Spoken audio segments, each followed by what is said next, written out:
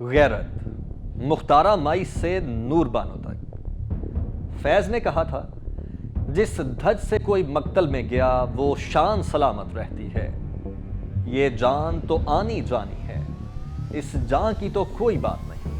ہاتھ میں قرآن ہے، چہرے پر اطمینان اور بغیر ڈگمگائے اعتماد سے موت کی جانب آخری قدم بڑھاتی کاروکاری کے الزام میں قتل ہونے والی بلوچستان کی نور بانو اس کی عملی تصویر بن گئی۔ نور بانو اپنی موت کے سامنے ڈٹی رہی بغیر کسی خوف کے۔ یہ استقامت اس کی بے گناہی کی دلیل تھی یا شاید پھر آخری بغاوت تھی؟ آئیے اس کی تفصیل جانتے ہیں۔ 4 جون 2025 کی شام کوئٹہ کے نواحی علاقے ڈگاری کے سنجیدی میدان میں ایک جرگے کا فیصلہ خون کی لکیر بن کر زمین پر بہنے لگا۔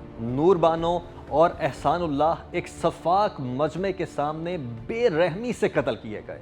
دلخراش واقعے کی جو ویڈیو سامنے آئی ہے اس نے پوری قوم کو افسردہ کیا۔ اس ویڈیو میں نور بانو کی آواز بھی سنائی دیتی ہے، صرف گولی مارو، اس کے علاوہ کچھ نہیں۔ شاید وہ اپنی عزت کی آخری لکیر کھینچ رہی تھی۔ وہ یہ جانتی تھی کہ موت ناگزیر ہے، لیکن اس نے اپنی جرأت سے قاتلوں کو چیلنج کیا۔ اسی ویڈیو میں ایک اور آواز گونجتی ہے، قرآن ان کے ہاتھ سے لے لو۔ یوں لگتا ہے کہ وہ اپنی بے گناہی کا آخری ثبوت پیش کر رہی تھی۔ مقامی سردار شیرباز ستکزئی کی سربراہی میں جرگے کے فیصلے کو 10 سے زائد افراد نے پایۂ تکمیل تک پہنچایا، اور قاتلوں نے اسے فخر سے ویڈیو میں ریکارڈ بھی کیا اور 35 دن کے بعد اسے سوشل میڈیا پر وائرل کیا۔ یوں لگا کہ جیسے یہ ان کی غیرت کی فتح ہو، لیکن یہ فتح تھی کس کی؟ ایک ایسے گھٹن زدہ نظام کی جو اپنی عورتوں کو عزت دینے کی بجائے ان کی جان لے رہا ہے، یا پھر ایک ایسی روایت کی جو کہ قانون اور شریعت دونوں کی توہین کرتی ہے۔ یہ صرف 2 انسانوں کی موت کی نہیں بلکہ اس پورے سسٹم کی بھی ہے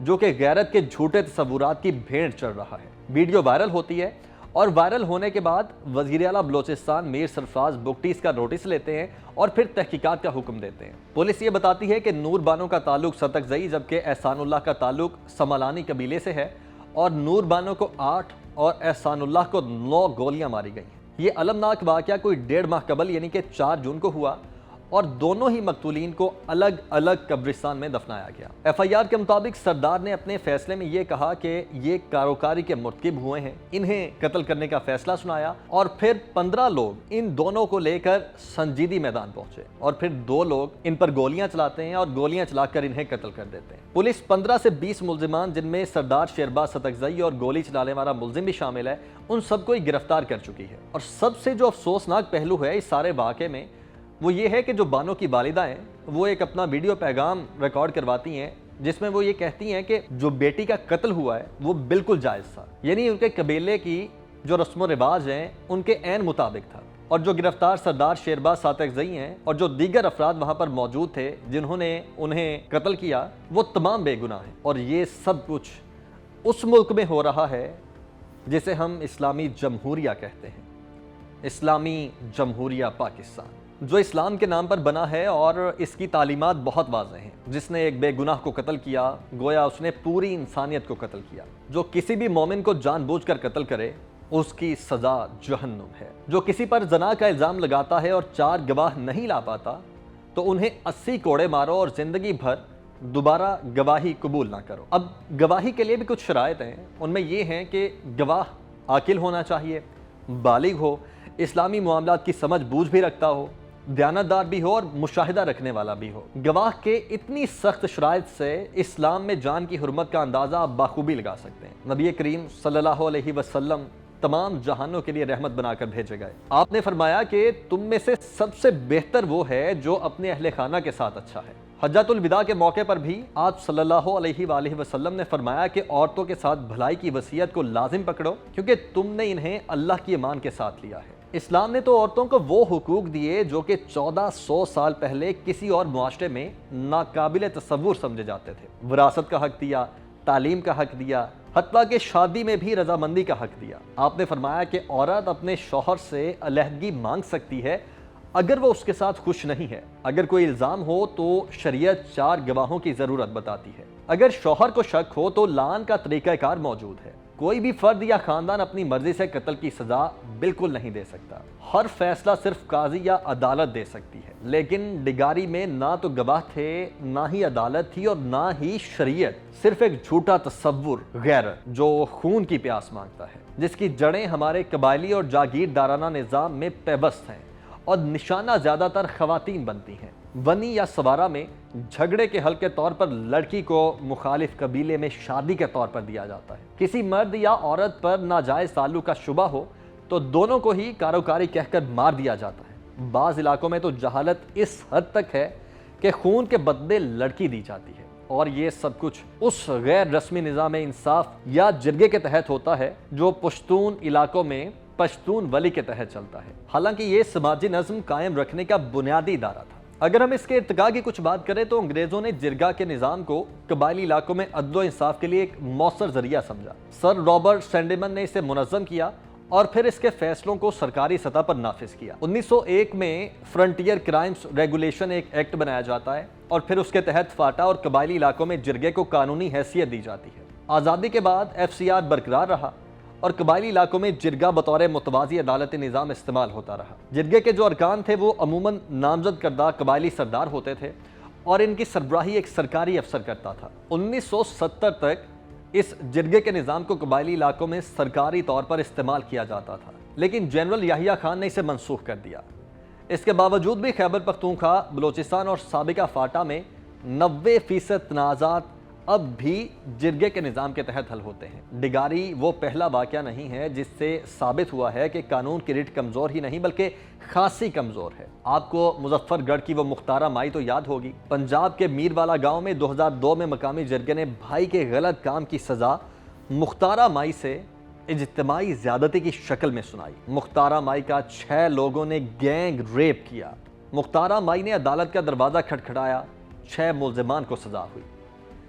بعد میں عدالت نے 5 کو بری کیا اور 1 کی عمر قید کی سزا کو برقرار رکھا۔ یہ پہلا کیس تھا جس میں جرگہ فیصلوں کو پاکستان میں قومی سطح پر سوالات کے دائرے میں لایا گیا۔ خیبر پختونخوا کے ضلع کوہستان میں 2012 سے موبائل فون سے بنی ایک ویڈیو سامنے آئی۔ غالباً ایک شادی کی تقریب میں شامل 3 لڑکے رقص کرتے جبکہ 5 لڑکیاں گانا گاتی اور تالیاں بجاتی ہوئی نظر آتی ہیں۔ جب یہ ویڈیو منظر عام پر آتی ہے تو مقامی جرگہ بیٹھتا ہے اور اسے غیرت کا مسئلہ قرار دیتا ہے اور ویڈیو میں نظر آنے والے لڑکوں اور لڑکیوں کے قتل کا حکم سنایا جاتا ہے۔ ایک لڑکے کے بھائی افضل کوہستانی نے اس ظلم کے خلاف 9 سال تک جدوجہد کی۔ افضل کوہستانی کے 3 بھائی شاہ فیصل، شیر ولی اور رفیع الدین بھی جنوری 2013 میں مبینہ طور پر لڑکیوں کے قبیلے والوں کی جانب سے قتل کر دیے گئے۔ آخرکار 2019 میں 3 ملزمان کو عمر قید ہوئی۔ افضل خود بھی 2019 میں قتل ہو گیا۔ 2016 میں سوشل میڈیا پر سرگرم قندیل بلوچ کو مظفر گڑھ میں اس کے بھائی محمد وسیم نے خاندان کی عزت خراب کرنے کے جرم میں مار ڈالا۔ 2 جون 2025 کو مشہور ٹک ٹاکر ثنا یوسف کو اس کے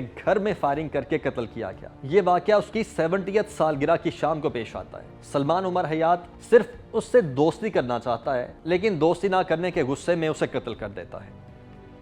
یہ اسلام کے نام پر بنے ملک کے ہزاروں واقعات میں سے چند ایک واقعات ہیں۔ سپریم کورٹ اور ہائی کورٹس نے متعدد فیصلوں میں جرگہ پنچایت کے ذریعے سزا یا فیصلہ خاص طور پر انسانی حقوق کی خلاف ورزی کرنے والے فیصلوں کو غیر قانونی اور غیر آئینی قرار دیا ہے۔ 2012 میں سپریم کورٹ نے واضح کہا کہ خواتین کو ونی، سوارا یا کاروکاری جیسے فیصلے جرگے کے ذریعے دینا آئین اور شریعت دونوں کے خلاف ہے۔ 2017 میں قومی اسمبلی نے متبادل تنازع جاتی تصفیہ بل 2016 منظور کیا۔ اس بل کے تحت جرگہ اور پنچایت کو قانونی تحفظ فراہم کیا گیا۔ اس کا مقصد عدالتوں پر مقدمات کا بوجھ کم کرنا اور سول نوعیت کے معاملات کو تیزی سے حل کرنا تھا۔ 2016 میں پارلیمنٹ نے انسداد عصمت دری اور انسداد غیرت کے نام پر قتل کا بل منظور کیا اور اس بل کے تحت غیرت کے نام پر قتل کو سنگین جرم قرار دیا گیا۔ اس قانون کے تحت قاتلوں کو کم از کم 25 سال قید یا پھر سزائے موت بھی سنائی جا سکتی ہے۔ لیکن سوال یہ ہے کہ سزائیں ملی کتنوں کو؟ گزرے سال 2024 کی mapping gender base violence report ہمیں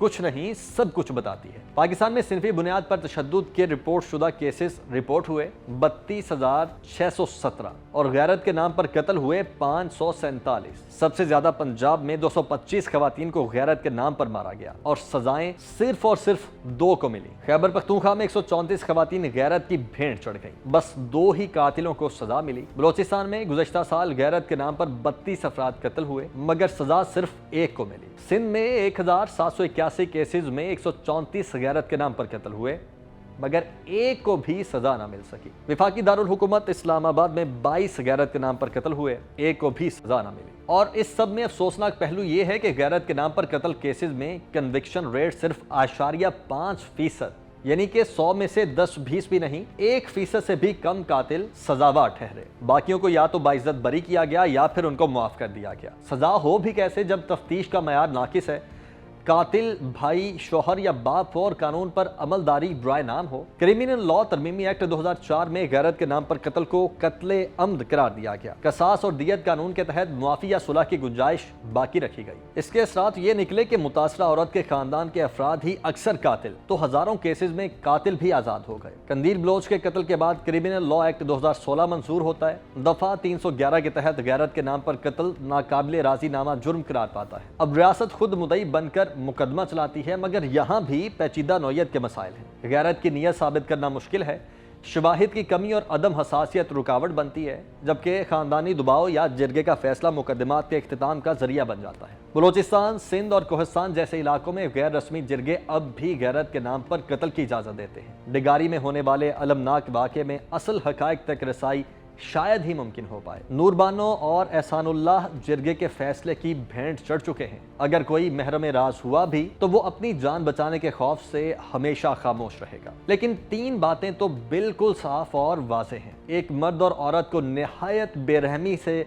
और सफाकी से मजमे के सामने कत्ल किया गया है। फैसला मकामी जिरगे ने किया है जिस पर अमल दरामद भी हुआ। बेखौफी, बेशर्मी और ढिठाई इस इंतहा पर कि कत्ल के 4-5 हफ्तों बाद जब मामला नुमाया ना हुआ तो वीडियो को वायरल किया गया। वीडियो में दुनिया ने नूरबानो की इस्तिकामत और जुर्रत को देखा। नूरबानो मौत से घबराई नहीं और ना ही जिंदगी की भीख मांगी। ऐसा तब होता है जब कोई इंसान बेगुनाह हो और उसमें गिल्ट मौजूद ना हो। होना तो ये चाहिए था कि मुकम्मल इंसाफ हो।